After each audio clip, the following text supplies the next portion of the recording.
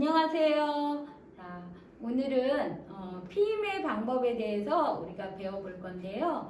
자, 피임은 왜 하는 걸까요? 자, 피임 글자 그대로 임신을 피하기 위해서 하는 방법이다. 이렇게 저희 알고 있거든요. 근데 피임은 사실 임신을 피하기 위한 거 맞습니다.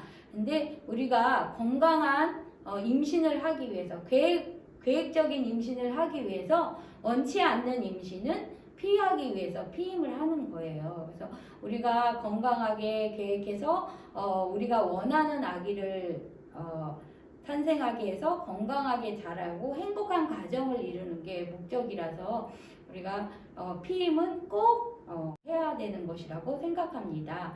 그래서 피임의 방법에는 여러 가지가 있어요. 근데 여러분들이 혹시 피임하면 생각나는 거 있나요? 네, 콘돔이 아마 일반적으로 많이 알고 있을 것 같아요.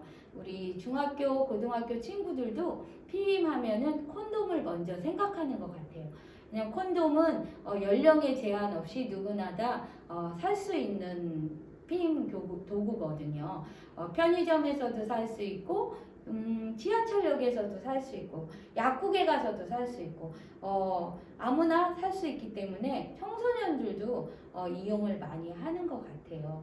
근데 콘돔에 대해서 이제 남자친구들이 조금 거부하거나 성인들이 거부하는 이유는 콘돔을 할 경우에는 성감이 떨어진다거나 약간 사정하기 직전에 해야 하기 때문에 그 순간 싫어서 그렇게 콘돔을 안 하려고 하는 경우가 있는 것 같아요. 근데 콘돔은 성이라는 것은 상대가 있어야 되는 거기 때문에 나만을 위해서 하는 건 아니라고 봐요. 내 파트너와 나의 파트너와 건강한 성관계를 맺기 위해서는 콘돔을 사용하는 거를 꺼려하면 안 될 것 같아요. 왜? 내 파트너도 행복하고 저도 행복하고 둘이 행복한 성관계를 이루기 위해서는 내가 불편하다고 해서 그거를 거부하거나 그러면은 사실 상대방이 그거에 대해서 받아들이기 힘들 것 같아요. 그래서 우리가 콘돔 사용법에 대해서 정확히 알고 사용을 해야지 실패하지 않을 것 같아요. 그래서 콘돔은 일단 구매를 해서 보면은 그 콘돔 겉에 포장된 곳에 유효기간이 써 있어요. 사실 유효기간 내에 써야지 유효기간이 지나게 되면 그 안에 있는 윤활제가 있어서 그게 부패하게 되는 경우 내 생식기에 닿게 되는 경우 병이 생길 수 있기 때문에 뜯기 전에 유효기간을 정확히 확인하고 사용하셔야 될 것 같아요. 그러면 그 콘돔 껍데기에 이렇게 톱니바퀴로 된 부분이 있습니다. 그거를 뜯게 되면 콘돔이 나오게 돼요. 콘돔이 나오게 되면은 위에 뻘뚝하게 공기가 들어가는 곳이 있고 밑에 이렇게 돌돌돌 말려서 콘돔이 있게 됩니다. 그러면 그 돌돌돌 말린 부분을 우리가 발기가 된 은경에 씌울 때 바로 편하게 싹싹싹 말리면서 내려갈 수 있게 이게 방향을 정확히 하지 거꾸로 하게 되면은 이 콘돔이 잘 안 풀리게 될 수 있어요. 그래서 어떤 방향으로 넣는지를 잘 확인하시고 이 콘돔도 사실 연습이에요. 많이 자주 연습하는 경우는 잘 사용할 수 있지만 그러니까 잘 사용하지 않아서 연습이 부족할 때는 콘돔을 급하게 하는 바람에 찢어질 경우도 있고 그래서 피임이 제대로 되지 않을 경우가 많아요. 그래서 이 콘돔은 그러면 언제 은경에 씌우느냐 그게 되게 중요한데 발기가 돼서 사정하기 전에 왜냐하면 발기되기 전에는 이 콘돔을 씌울 수가 없어요. 어렵거든요. 그래서 발기돼서 사정하기 전에 바로 콘돔을 씌워서 끝까지 은경 끝까지 내려줘야지만 되고 발기가 된 후에 씌운 다음에 이제 사정을 하게 되면 여자의 질 속으로 들어가서 사정을 하게 되면 사정 후에 발기된 은경이 조금 있다가 바로 늘어질 수 있거든요. 그렇게 되면 늘어진 후에 그걸 빼게 되면은 그 그 안에 있는 모인 정자들이 다 쏟아져서 오히려 질 속에 임신 가능성이 높아질 수 있어요. 그러면 사정한 후에 바로 뺄 수 있도록 어떤 사람은 이제 그 기분이 남아 있다고 해서 한 번 더 해야지 하는 기분에 그냥 안 빼게 되면 오히려 그 콘돔이 질 속에 남아있게 되는 경우가 있거든요. 그래서 사정이 끝나면 바로 빼서 그 뺀 거를 잘 묶어서 휴지에 싸서 다른 사람이 보지 않도록 잘 써서 휴지통에 버려주시면 될 것 같고요. 이게 콘돔을 사용할 때 100%인 피임법은 없습니다. 그래서 만약에 100%의 피임을 하는 것이 가장 바람직하잖아요. 그래서 콘돔을 사용하더라도 만약에 내가 여자친구랑 뭐 부부 사이에 내가 성관계를 할 계획이 있다 하면은 경구용 피임약도 같이 병행하는 게 100%의 피임을 효과를 얻을 수 있습니다. 그래서 같이 사용하는 방법이 훨씬 좋고, 우리가 콘돔을 사용하는 것 중에서 가장 중요한 이유는 피임도 있지만 성병 예방이에요. 우리 피임 도구 중에서 성병을 예방할 수 있는 유일한 피임 도구는 콘돔밖에 없습니다. 그래서 우리가 서로 행복하게 사랑을 나누고 남자친구, 여자친구 사랑하는 부부에서 사랑을 나눈 후에 좋은 관계가 되어야 되는데 만약에 서로에게 힘든 관계가 되면 안 되잖아요. 그래서 성병을 예방하기 위해서는 꼭 콘돔을 사용하는 것이 바람직하다고 말씀드릴 수 있습니다. 그리고 콘돔이 그래서 첫 번째 피임 도구로 설명이 됐고요. 그 두 번째는 이제 저희가 여자분들이 쓰는 경구용 피임이 있습니다. 경구용 피임 도구는 약인데 28개의 약으로 구성되어 있어요. 그래서 우리가 21개를 약을 먹게 되는데 내가 생리 시작일, 여자의 생리 시작일에 먹기 시작하는 거예요. 하루에 하나씩 먹는데 이게 꼭 날짜를 지켜줘야 되는 거예요. 그래서 만약에 내가 깜빡하고 이거를 못 먹었다 하면 그 다음날 2개를 먹으면 되는데 그런 실수를 또 하게 되면 이제 효과가 없을 수 있고 떨어질 수 있기 때문에 한 번까지는 만약에 잊어먹었다 하면은 그 다음날 2개를 먹을 수 있지만 그 실수가 계속 반복되면은 피임 효과가 떨어질 수 있기 때문에 다른 피임 방법을 사용을 꼭 해야만 합니다. 그래서 우리 이 경구 피임약은 알약으로 돼 있어 갖고 매일매일 3주 동안 매일매일 꼬박꼬박 3주 동안 생리 시작일로 시작해서 먹고 그 다음에 7일은 이제 먹지 않고 쉬는 거예요. 그 다음에 7일이 지난 후에 또 매일매일 하나씩 먹어주는 거죠.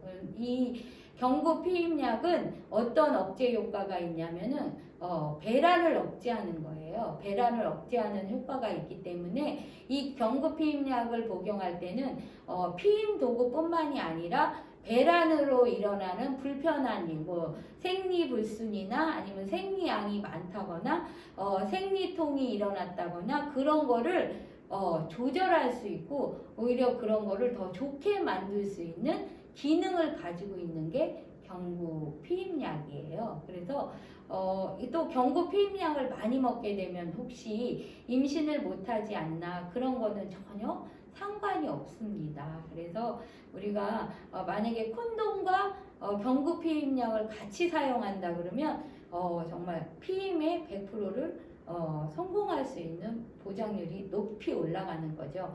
근데 우리 여성들이 경구 피임약을 쓰는 경우가 이게 피임을 위해서 쓴다기보다는 뭐 어디 놀러 갈 때, 남자친구랑 어디 놀러 갈 때, 아니면 수영장을 갈 때 생리를 좀 미루거나 멈추기 위해서 사용하는 경우가 많은데 사실 이 경구용 피임약의 목적은 피임인 거지 월경을 늦추거나 멈추게 하기 위한 목적은 아니에요. 그래서 경구 피임약을 사용할 때는 피임뿐만이 아니라 여성이 불편했던 점을 많이 개선할 수 있기 때문에 경구 피임약 복용이 피임법으로 사용해도 좋을 것 같습니다.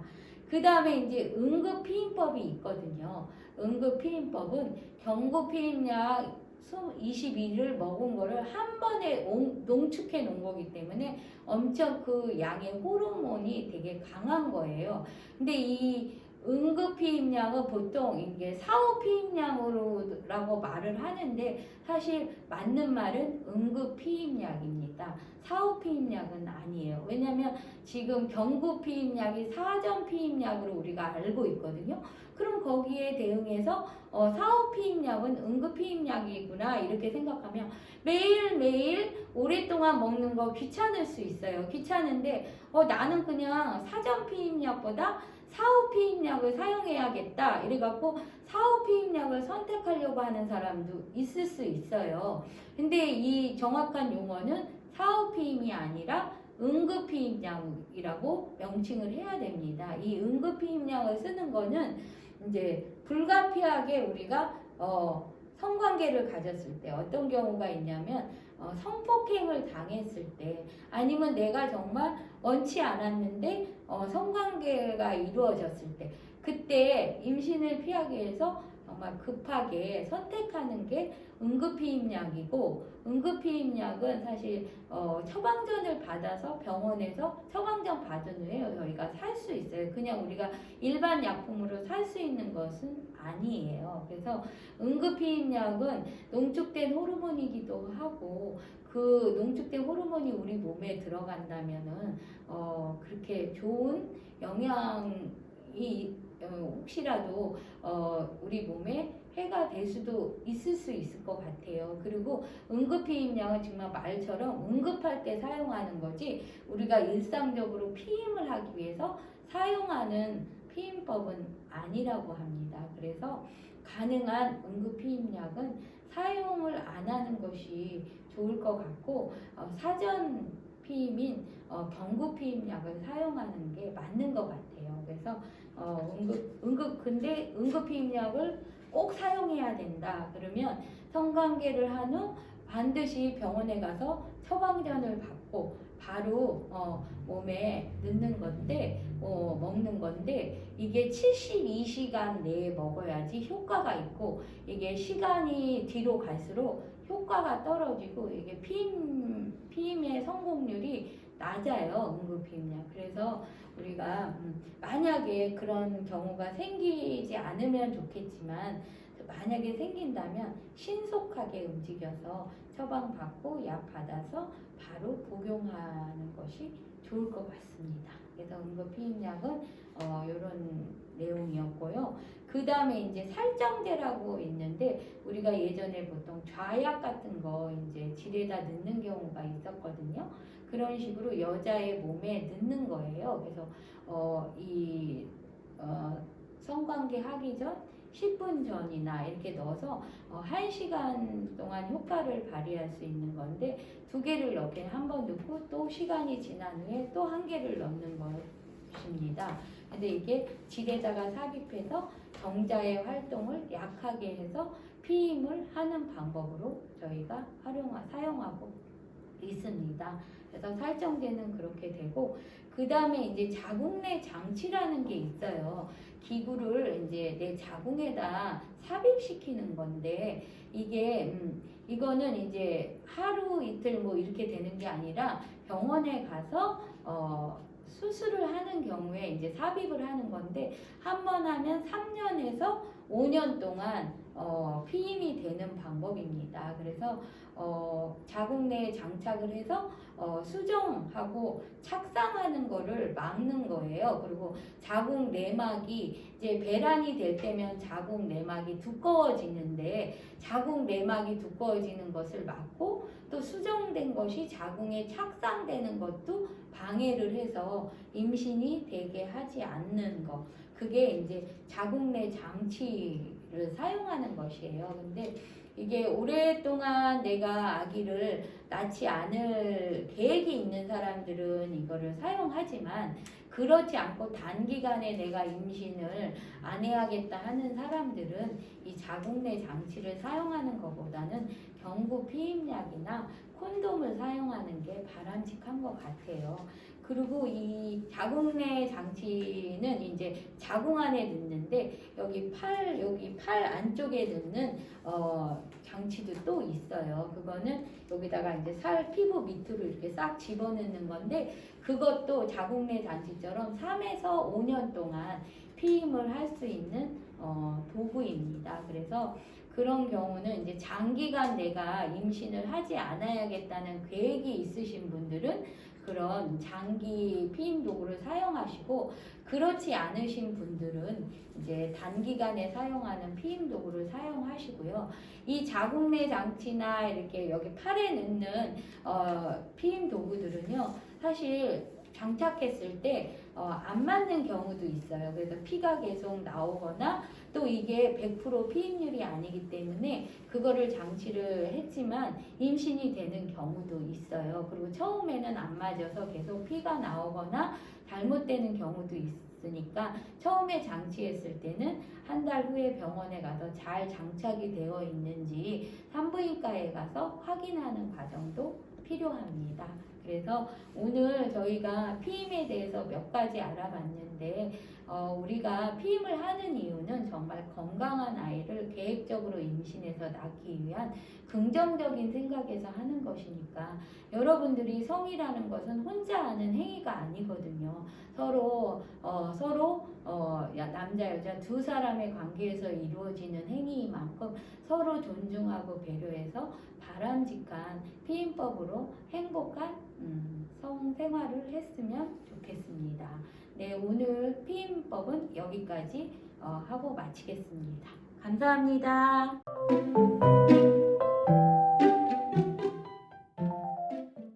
피임에 관한 잘못된 상식 알려드리겠습니다. 생리 중에는 임신이 안 된다. 월경 기간에도 100% 안전하지는 않습니다. 월경이 아니라 하혈일 수도 있기 때문입니다. 불규칙하게 하혈을 자주 하는 여성의 경우 이것을 월경으로 생각하여 피임을 하지 않았을 경우에는 원치 않은 임신이 될 수도 있습니다. 월경 중인 여성이 임신이 될 확률은 다른 때에 비해 낮기는 하지만 임신이 될 가능성을 배제할 수는 없습니다. 여성에 따라서 특히 청소년기에는 배란과 월경이 불규칙할 수도 있습니다. 남성의 정자는 여성의 생식기간 내에서 8일 이상도 살아남을 수 있다는 점을 감안할 때 그렇습니다. 여성이 월경 중에만 성교를 한다 해도 사정된 정자는 여성의 생식기간 내에서 일주일 이상 살아남게 됩니다. 어떠한 이유로 이때 배란이 되면 수정이 가능할 수 있습니다. 따라서 월경 중의 성교도 임신이 가능할 수 있습니다. 먹는 피임약을 오래 먹으면 불임이 된다? 먼저 피임약은 불임을 일으키지 않습니다. 피임약 복용 여성 중에서 복용을 그만둔 직후 뜻하지 않게 임신하게 되는 경우를 보아도 알 수 있습니다. 피임 약물을 오래 복용했다거나 복용하지 않았다는 사실이 가임 능력에 영향을 끼치지는 않습니다. 피임약의 복용 여부에 관계없이 여성의 가임 능력은 나이가 들어감에 따라 감소합니다. 여성의 가임 능력은 20대 초반에 제일 왕성하고 점점 감소되었다가 30대 중반 이후에 더 빨리 쇠퇴하게 되므로 가족 계획 시 이를 고려하는 것이 좋겠습니다. 피임약이 여드름을 악화시킨다. 과거에 사용하던 피임약 중 일부는 여드름을 악화시키기도 하였으나 현재의 저함량 호르몬 성분의 피임약에서는 드문 경우입니다. 최근 개발된 프로게스테론 성분을 함유하는 일상성 피임약, 순서에 상관없이 먹는 피임약이나 에스트로겐과 프로게스테론 성분의 비율을 여성의 호르몬 주기에 맞춘 삼상성 피임약, 순서를 지켜 먹어야 하는 피임약은 여드름을 상당히 감소시키는 것으로 나타났습니다. 또한 특정 성분의 먹는 피임약은 여드름이 있거나 얼굴에 채모가 있는 여성에게는 치료를 목적으로 사용하기도 합니다. 그러나 매우 드물게 피부에 문제가 생기면 다른 종류의 피임약으로 바꿀 수 있으며 이런 경우에는 의사나 약사와 상의해야 합니다. 먹는 피임약이 얼굴에 기미를 형성한다는 논의가 있지만 보고에 따르면 피임약이 주된 요인이라기보다는 강한 햇빛에 대한 노출이나 가족적 소인 역시 문제가 될 수 있다고 합니다.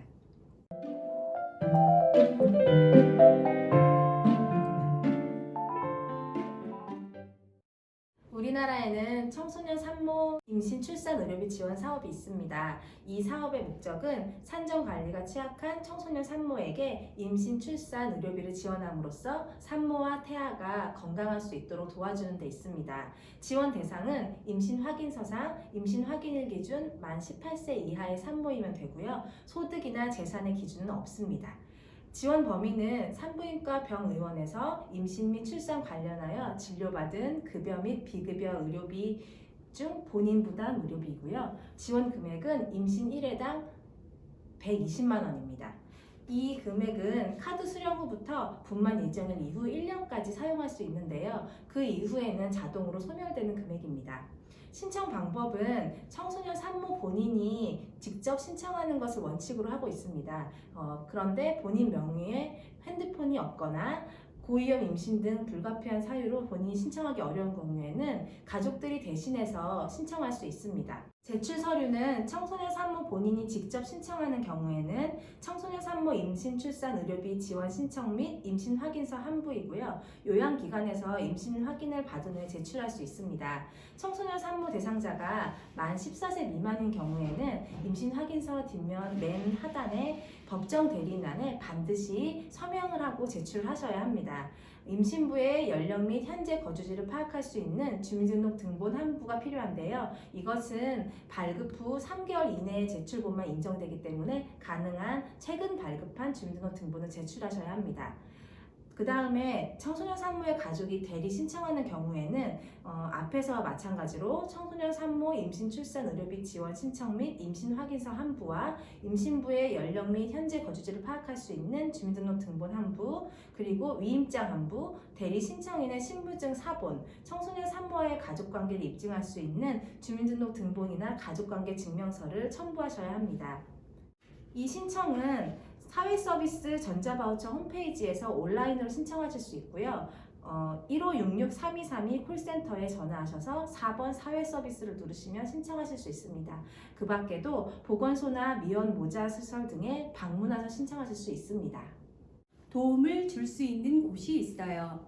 1388 헬프콜 청소년 전화입니다. 청소년의 일상적인 상담, 가출, 학업 중단, 인터넷 중독 위기까지 다양한 상담 서비스를 제공하고 있어요.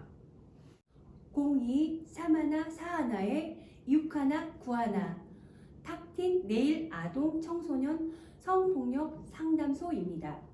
성폭력 피해자 지원, 전화 상담, 면접 상담을 하고 있어요. 02-338-7480 탁틴 내일 아동 청소년 성문화센터입니다. 성교육 및 프로그램 개발, 청소년 활동 등을 하고 있어요. 1366 여성 긴급 전화입니다. 가정폭력, 성폭력, 성매매 등의 긴급 전화 상담과 긴급 보호를 하고 있어요. 117 아동, 여성, 장애인 경찰 지원센터입니다.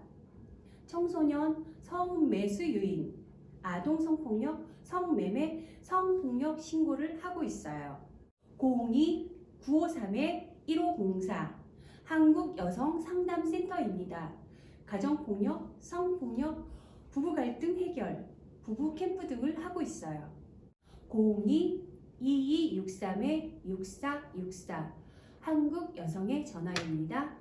여성인권운동단체, 가정폭력, 성평등 운동을 하고 있어요. 힘든 일이 생기면 주저하지 말고 이 기간으로 전화를 주세요.